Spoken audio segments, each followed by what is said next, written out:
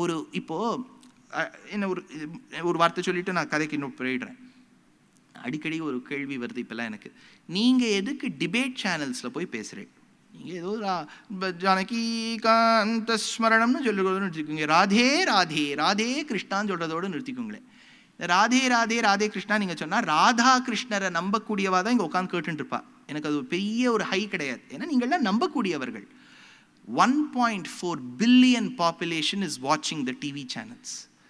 இப்போ நம்ம ஒரு ரைட் பெர்ஸ்பெக்டிவ் சனாதன தர்மத்துக்கு கொடுக்கலன்னு வச்சுக்கோங்க, ஒன்றுமே இல்லைன்னா சரக்கே இல்லை அப்படிங்கிற மாதிரி ஆகிடும். அந்த ஒரு விஷயத்துக்காக தான் அவளோடலாம் மல்லு கட்ட வேண்டியதாக இருக்குது. இல்லாட்டா இவாளோட பேசுறதுக்கு தள்ள எழுத்தா இல்லையா? Why? The reason is, if we don't give our perspective, திரும்பி திரும்பி பொய்யை சொல்லிகிட்டே வந்தால் ஒரு நாள் பொய் உண்மையாயிடும். அதுக்காக தான் நம்ம பிரேக் பண்ணணும். நம்ம உட்காந்து ராதே ராதே ராதே கிருஷ்ணா, நம்ம பாட்டுக்கு பெருமாள் பார்த்துப்பார் பெருமாள் பார்த்துப்பார் எல்லாம் பெருமாள் பார்த்துப்பார்னா பெருமாள் நம்மளை எதுக்கு படைச்சிருக்கார்? இப்போ பெருமாள் பார்த்துப்பார்னு விட்டுந்தா ராமானுஜராலேயோ சங்கராலேயோ தேசிகனாலேயோ கைங்கரியமே பண்ணியிருக்க முடியாது இல்லையா? எதுக்கு போராடினா? It is Sanatana Dharma is a collective responsibility. To not give outsource it to somebody. அவர் பார்த்துப்பார், நம்ம ஏதோ கம்மன் இருக்கலாம், அப்படி இருக்காதீங்க. ஒருத்தரும் இந்த சனாதன தர்மத்துக்காக நம்மளால முடிஞ்சு ஆயுதத்தை எடுங்கோ கண்ணா பின்னான்னு திட்டுங்கோன்னு சொல்லலை. Give the right perspective. உங்கள் பேரம் பேத்திக்கு ஒரு 10 வீடியோ ஷேர் பண்ணுங்க, அந்த ஏதாவது ஒரு நாள் அது ராமாயண வீடியோ பார்க்கும்.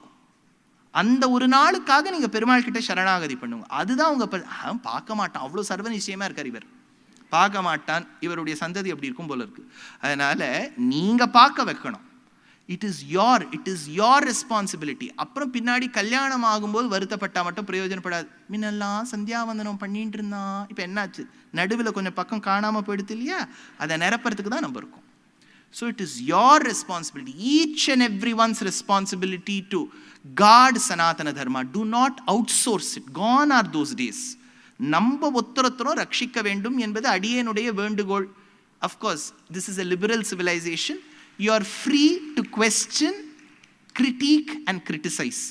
Your head will not be taken away.